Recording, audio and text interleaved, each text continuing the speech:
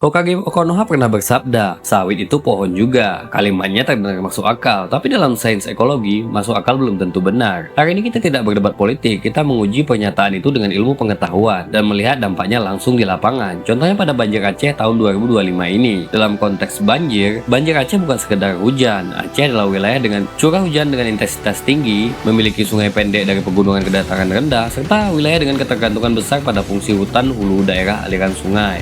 BMKG mencatat, banyak banjir besar di Aceh dipicu oleh hujan ekstrim berdurasi pendek, tetapi air langsung turun tanpa tertahan. Komisi Lingkungan Hidup dan akademisi juga menyebut, ketika tutupan hutan hulu berkurang, hujan yang sama akan menghasilkan banjir yang jauh lebih besar. Dan sebenarnya, apa itu hutan menurut sains? Dalam ekologi, hutan bukan sekedar kumpulan pohon. Hutan adalah ekosistem dengan ribuan spesies, struktur berlapis, akar dengan kedalaman berbeda, tanah kaya bahan organik dan mikroba, serta sistem alami pengatur air. Menurut Forest and Water Journal of Ecology, hutan bisa disebut sebagai natural hydrological regulator atau penyerap, penyimpan, dan pelepas air secara perlahan. Bagaimana dengan kalimat sawit itu pohon juga? Benar, tapi mari kita jujur secara ilmiah. Sawit memang pohon, ia hidup, ia berakar, dan ia berfotosintesis. Tapi dalam ekologi, sawit adalah monokultur, merupakan tanaman yang umurnya seragam, yaitu mencapai 25-30 tahun. Struktur tajuknya tunggal, akarnya dangkal dan homogen. Penelitian menunjukkan efeknya terhadap tanah. Yang pertama, keanekaragaman mikroba tanah akan menurun. Tanah lebih padat karena pemadatan dengan alat berat, serta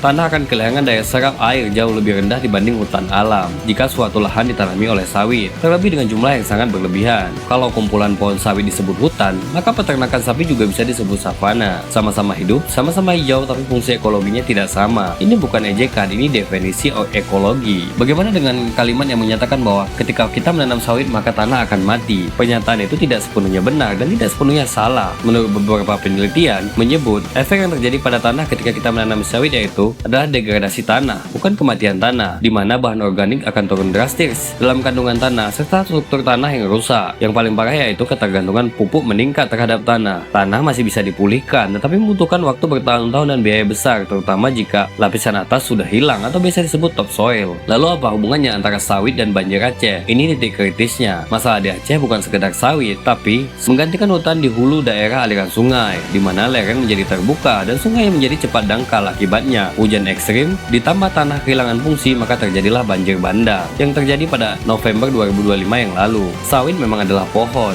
tapi hutan bukan sekedar kumpulan satu pohon saja. Karena banyak akan menjadi hutan. Tidak begitu cara mainnya. Alam tidak membaca pernyataan pejabat, alam hanya merespon fungsi. Dan banjir Aceh adalah cara alam berkata, sistem ini tidak lagi bekerja.